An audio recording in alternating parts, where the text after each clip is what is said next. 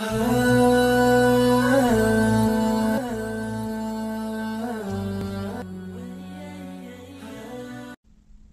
سامنے ہے ذرہ ذرہ، تیری ذات واقف حال ہے، میں بری سہی مجھے بخش دے، میرے دل کو سخت ملال ہے، میری نیند آنکھوں سے دور ہے، میرا ماضی اتنا خراب ہے، یہ کرم ہے رب دو جہاں تیرا، میرے ہر گناہ پہ نقاب ہے، تجھے اختیار ہے سب کا سب، میرا تجھ سے اتنا سوال ہے، تو معاف کر تو کریم ہے، تو رب ذوالجلال ہے۔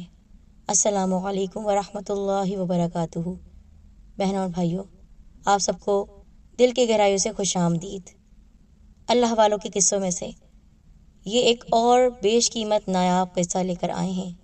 ایک اللہ والے کی شادی بت عورت سے، پر کیسے؟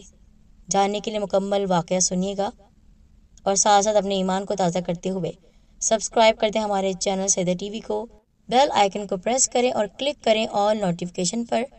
اسلام کی حق بات سیدہ ٹی وی کے ساتھ اولیاء کرام کے سچے واقعات میں یہ واقعہ کچھ اس طرح بیان کیا گیا ہے۔ پرانے وقتوں میں جس طرح بزرگان دین سفر کیا کرتے تھے دین اسلام کو پھیلانے کے لیے، اور آپ کے ساتھ آپ کے مصاحبین یعنی آپ کے ساتھی، آپ کے شاگرد ہوا کرتے تھے، تو ایک اللہ والے اپنے سفر پر نکلے ہوئے تھے۔ دور دراز کے علاقوں سے سفر کرتے کرتے وہ گزر رہے تھے۔ ان کے ساتھ ان کے 5 شاگرد تھے جو کہ فیض حاصل کر رہے تھے اللہ والے کی صحبت سے، کہ آگے جا کر آپ کے شاگرد تھک گئے اور کہا، حضرت ہمیں بھوک محسوس ہو رہی ہے، کیا ہم یہاں پر طعام کر سکتے ہیں، یعنی کھانا کھا سکتے ہیں، کچھ دیر کے لیے استراحت کر سکتے ہیں، ٹھہر سکتے ہیں؟ آپ نے فرمایا، بالکل، اگر بھوک لگی ہے تو کھانے کا انتظام بھی کیا جائے گا۔ تو آپ نے ایک درخت کو منتخب کیا اور اس درخت کے نیچے آپ بیٹھ گئے۔ آپ کے 5 شاگردوں میں سے آپ نے ایک شاگرد سے کہا، تم ذرا آگے جا کر دیکھو، کوئی بستی ہے، وہاں سے کھانے پینے کا انتظام کرو اور اپنے ساتھیوں کے لیے کھانا لے کر آؤ۔ اس نے آپ کے حکم کو بجا لا کر وہاں سے روانگی اختیار کی۔ وہ چلتا چلا جا رہا تھا، اس کو ایک بستی نظر آئی۔ وہ شاگرد اس بستی میں داخل ہوا، پر عجیب اس نے منظر دیکھا۔ وہ نظارہ ایسا تھا جس کو دیکھ کر وہ دنگ رہ گیا۔ وہ مزید آگے بڑھا، کیا دیکھا، ایک جگہ بوڑھے، بچے، جوان، عورتیں جمع ہیں اور اپنی زبان میں کچھ دہرا رہے ہیں، یعنی اپنے الفاظ میں کچھ کہہ رہے ہیں۔ اس نے آگے جا کر تجسس کے مارے دیکھنا چاہا، آخر یہ کیا پڑھ رہے ہیں اور کس کے آگے کھڑے ہو کر پڑھ رہے ہیں، آخر کون ہے اس جگہ۔ جب وہ آگے بڑھ کر دیکھنے لگا تو اس کو وہاں پر ایک بہت ہی خوبصورت سا بت نظر آیا۔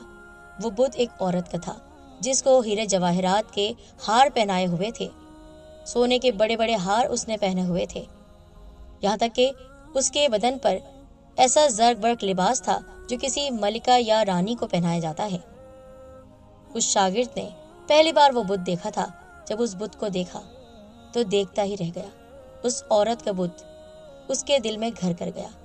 وہ اس کو ایسے تک رہا تھا جیسے سامنے کوئی جیتی جاگتی عورت ہو، لیکن وہ عورت تو ہل بھی نہیں سکتی تھی۔ وہ مٹی کا بے جان بت تھا۔ لوگ اس کے سامنے کھڑے عقیدت سے نہ جانے کیا کہہ رہے تھے۔ اب یہاں پر آپ سنیے، وہ حضرت اپنے شاگردوں کے درمیان بیٹھے ہوئے اللہ تعالیٰ کا ذکر کر رہے تھے، لیکن جب کافی دیر ہو گئی، یعنی صبح سے شام ہو گئی اور ان کا شاگرد واپس نہیں آیا تو انہیں تشویش ہوئی۔ انہوں نے اپنے دوسرے شاگرد سے کہا، بیٹا جاؤ ذرا جا کر دیکھو کہ فلاں بستی میں جا کر آخر اسے کیا ہو گیا ہے، کب سے وہ کھانا لینے گیا ہے اور کھانا لے کر واپس نہیں آیا ہے، دیکھ کے آؤ کہیں کوئی مسئلہ تو نہیں ہو گیا۔ وہ شاگرد ادب سے اٹھا اور اس بستی میں پہنچا۔ پہلے تو وہ بھی دنگ ہی رہ گیا تھا، لیکن آگے جا کر اس کو اپنا وہ ساتھی نظر آیا۔ اس کے قریب جا کر اس نے اس کا کندھا ہلایا تو وہ ہل ہی نہیں رہا تھا۔ اس کو پریشانی ہوئی۔ وہ اس کے سامنے کھڑا ہو گیا اور اس کے سامنے ہاتھ ہلا کر کہنے لگا، اے میرے دوست، کیا ہوا تمہیں؟ یوں اس طرح یہاں پر تم بت بنے کیوں بیٹھے ہو؟ تو وہ کہنے لگا، پتھر کے بت کو دیکھ کر میں خود بت ہو گیا ہوں۔ کیا حسین عورت ہے، کیا خوبصورت عورت ہے، اس جیسی عورت میں نے آج تک نہیں دیکھی۔ اس کا ساتھی کہنے لگا، ہوش میں تو ہو، تم جانتے ہو کس کے بارے میں کیا کہہ رہے ہو؟ وہ کہنے لگا، میں نہیں جانتا، بس مجھے عشق ہو گیا ہے اس پتھر کے بت سے، اور اب اس کے سامنے سے ہٹنا محال ہے، میں اسے چھوڑ کر کہیں نہیں جاؤں گا۔ ارے تمہیں حضرت نے بھیجا تھا یہاں پر، تم نے ان کے حکم کو ٹالا ہے، اور وہ تمہارا انتظار کر رہے ہیں۔ اب انہیں جا کر کیا جواب دوں گا؟ ان سے کہہ دو بس مجھے عشق ہو گیا ہے اور عشق کی کوئی منزل نہیں ہے، مجھے ڈوب جانے دیں اس حسین دوشیزہ کے عشق میں۔ وہ ساتھی سمجھ گیا معاملہ بہت گھمبیر ہے اور اتنی آسانی سے حل نہیں کیا جا سکتا، اور حل کرنے والے وہی اللہ والے ہیں۔ وہ دوڑتا ہوا ہانپتا کانپتا آپ کے پاس پہنچا اور ادب سے کہنے لگا، حضرت بہت بڑا مسئلہ ہو گیا ہے، بتاؤ کیا ہوا ہے؟ اس بستی میں ایک بت کی پوجا کی جا رہی تھی، وہ بت کسی عورت کا ہے۔ اس بت کے سامنے آپ کا وہ شاگرد دلہار بیٹھا ہے اور کہتا ہے، اتنی حسین دوشیزہ کے سامنے سے میں ہرگز نہیں ہٹ سکتا ہوں، اس کو چھوڑ کر میں کہیں نہیں جاؤں گا، مجھے یہیں رہنا ہے۔ وہ اس کے عشق میں پاگل ہو گیا ہے حضرت، آپ کو چلنا پڑے گا۔ وہ کہنے لگے، چلو چل کر دیکھتے ہیں کیا معاملہ ہے۔ سارے ساتھی حضرت کے ساتھ وہاں پر پہنچے۔ وہ اللہ والے چاروں طرف کا جائزہ لیتے ہوئے بستی کے اندر آئے۔ آپ اس شاگرد کے پاس آئے اور اس کو کہا کہ کھڑے ہو جاؤ۔ وہ ادب سے کھڑا ہو گیا، گو کہ ہوش میں نہیں تھا، لیکن پھر بھی آپ کے سامنے وہ ادب سے نظریں جھکائے کھڑا تھا۔ کیا ہو گیا ہے تمہیں؟ حضرت آپ سے ایک بات کہنا چاہتا ہوں، کہو۔ وہ جو سامنے عورت ہے نا، اس کے عشق میں گرفتار ہو گیا ہوں، اور اس کے علاوہ میں کسی اور کے بارے میں سوچ بھی نہیں سکتا ہوں۔ کون سی عورت؟ کہاں ہے وہ عورت؟ اس نے اشارہ کیا، وہ دیکھیں وہاں اس کے سامنے لوگ ہاتھ جوڑے کھڑے ہیں اور اس کے سامنے عقیدت سے دیکھیے نہ جانے کیا کیا کہہ رہے ہیں۔ میں بھی اس کا مرید ہو گیا ہوں اور میں اس کے عشق میں اتنا گرفتار ہوا ہوں کہ یہاں سے ایک قدم نہ ہلوں گا جب تک اسے حاصل نہ کر لوں، جب تک اس سے شادی نہ کر لوں۔ یہ کیسے ہو سکتا ہے؟ وہ مٹی کی بنی ہوئی عورت ہے، پتھر کا بت ہے، وہ بے جان ہے، اس میں کوئی جان نہیں، کوئی احساس نہیں، اس کے اندر زندگی نہیں ہے، اس کو تو انسانوں نے بنایا ہے۔ جو بھی ہے حضرت، میں تو اس کو دیکھ کر اتنا فدا ہو گیا ہوں کہ بس اس کے حسن کے جلووں میں کھو گیا ہوں، اور اتنا عشق مجھے آج تک کسی سے نہ ہوا۔ اب تک آپ نے دیکھا میں نے کوئی بھی نافرمانی کا کام نہ کیا، لیکن نہ جانے کیوں اس عورت کی محبت میرے دل میں گھر کر گئی ہے، اور اس کو یہاں سے لیے بغیر میں ہرگز نہیں جاؤں گا۔ اپنے شاگرد کی بات سن کر آپ تشویش میں مبتلا ہو گئے۔ یا اللہ، یہ کیا حکمت ہے، یہ کیا ماجرا ہے؟ عشق ہوا میرے شاگرد کو تو ایک پتھر عورت کے بت سے؟ ایسا کیسے ہو سکتا ہے یا اللہ؟ وہ سچ میں بہت ہی خوبصورتی سے تراشا ہوا بت تھا۔ آپ نے اس کو چاروں طرف سے دیکھا، اس کو ایسے قیمتی ہار پہنائے گئے تھے کہ شاید کسی انسان نے وہ ہار نہ پہنے ہوں۔ آپ پلٹ کر واپس جانے لگے تو اس جگہ کا پنڈت آپ کے پاس آیا۔ اس نے کہا، کون ہو تم؟ اور ہمارے اس بت، ہمارے اس خدا کے پاس آ کر آخر کیا کر رہے تھے تم؟ کیا کرنے آئے ہو؟ کس مقصد سے اس بستی میں آئے ہو؟ آپ رحمۃ اللہ علیہ نے فرمایا، دیکھو طیش میں نہ آؤ، ہم یہاں پر تمہیں کوئی نقصان پہنچانے نہیں آئے، بلکہ ہمارا شاگرد یہاں پر آیا تھا کھانے پینے کا سامان لینے۔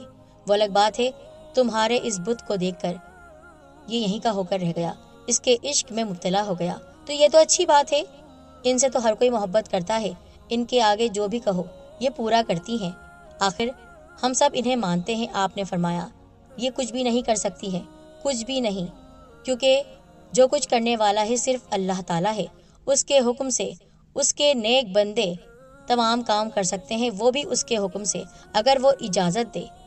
لیکن ایسی کوئی چیز جو کہ خود بے جان ہو، جسے خود انسانوں نے بنایا ہو، آخر اس کے اندر ایسی طاقت کیسے آ سکتی ہے کہ وہ کسی کی مرادیں پوری کر سکے؟ یہ کیا بات کہہ رہے ہو تم؟ گستاخی کر رہے ہو۔ آپ رحمۃ اللہ علیہ نے فرمایا، میں حق بات کہہ رہا ہوں، یعنی تم ہمارے اس بت کو برا بھلا کہہ رہے ہو۔ ہم اس کو برا بھلا نہیں کہہ رہے، کیونکہ اس نے خود کو نہیں بنایا ہے، اس کو تو تم لوگوں نے بنایا ہے۔ اور میں کہتا ہوں، ایک دین کی طرف آ جاؤ، ایک اللہ کی طرف آ جاؤ۔ وہ پنڈت آپ کے ساتھ گستاخی کرنے لگا۔ اب آپ نے دیکھ لیا تھا کہ اللہ تعالیٰ کا حکم آ چکا ہے۔ آپ نے وضو کیا اور 2 رکعت نفل نماز حاجات پڑھ کر دعا کی، یا اللہ، یہاں پر آنا بے مقصد نہیں ہے، یہ میں جانتا ہوں، تیرے ہر کام میں کوئی نہ کوئی مقصد، کوئی نہ کوئی حکمت ہوتی ہے۔ یا اللہ، اب تیرے ہی حکم سے اس پتھر کو تو زندہ کرے گا، تو سب کچھ کر سکتا ہے، تو سب کچھ کر سکتا ہے۔ آپ نماز پڑھ کے اٹھے۔ اے عورت کے بت، کیا تو مجھے سن رہا ہے؟ اللہ کے حکم سے تو زندہ عورت بن جا۔ آپ کے یہ کہنے کی دیر تھی کہ وہ بت جب تک بے جان تھا، سانس نہیں تھی، چل بھی نہیں سکتا تھا، وہ عورت زندہ ہو گئی، اور باقاعدہ ادب سے چلتی ہوئی آپ کے پاس آئی اور آپ کے پاس آ کر کہنے لگی، آپ کے اسی رب کے حکم سے جس کو آپ مانتے ہیں۔ آپ رحمۃ اللہ علیہ نے فرمایا کہ تم مسلمان ہونا چاہتی ہو؟ اس پوری بستی سے کہو گی تم، ان سب کو کہو گی تم کہ تم ان سب کے سامنے مسلمان ہو رہی ہو؟ اس نے کہا، میں ان سب کے سامنے آپ کے ہاتھ پر بیعت کرتی ہوں اور آپ کے ہاتھ پر اسلام قبول کروں گی۔ آپ نے اسے کلمہ پڑھایا۔ اس عورت کے بت نے سب کے سامنے کلمہ پڑھا، لا الہ الا اللہ محمد رسول اللہ صلی اللہ علیہ وآلہ وسلم۔ بزرگ نے کہا، اب مسلمان ہو چکی ہو تو اس نوجوان سے تمہیں نکاح کرنا ہوگا، کہ تمہیں یہ بات منظور ہے؟ اس نے کہا، آپ کے کہنے پر اسلام قبول کر لیا تو کیا آپ کے کہنے پر نکاح نہیں کروں گی؟ پوری بستی جو اب تک حیران پریشان دانتوں میں انگلی لیے ہوئے کھڑی تھی، وہ آپ کے پاس آئے اور کہا، یہ آپ نے کیسے کر دیا؟ ہمارے اس بت کو کیسے زندہ کر دیا؟ آپ نے کہا، میں نے نہیں کیا، سب اللہ تعالیٰ نے کیا ہے، جس کو تم لوگ نہیں مان رہے تھے۔ وہ پوری بستی پنڈت سمیت جو دیکھ رہی تھی، وہ جسے خدا مان رہے تھے، وہ خدا بھی کسی اور کے حکم پر چل رہا ہے۔ تو وہ سب کہنے لگے، ہم سب مسلمان ہوں گے اور کلمہ پڑھیں گے۔ تو آپ کے کلمہ پڑھانے پر پوری بستی نے اسلام قبول کیا اور آپ اس حسین دوشیزہ کو لے کر اس نوجوان سمیت وہاں سے نکل گئے۔ اس کا نکاح ہوا اس سے، اور اس طرح عشق کی منزلیں طے کرتا ہوا وہ نوجوان اللہ تعالیٰ کے عشق میں گرفتار تو ہوا، لیکن چونکہ ہمارے دین اسلام میں نکاح کرنا بھی سنت ہے تو اس کا نکاح بھی ہوا۔ سبحان اللہ۔ اس طرح کے دینی واقعات آپ سنتے ہیں تو شیئر بھی ضرور کیا کریں، اور کامنٹس تو آپ کے بہت ہی پیارے ہوتے ہیں۔ اللہ تعالیٰ آپ سب کو خوش رکھے، آباد رکھے، اپنا خیال رکھے گا۔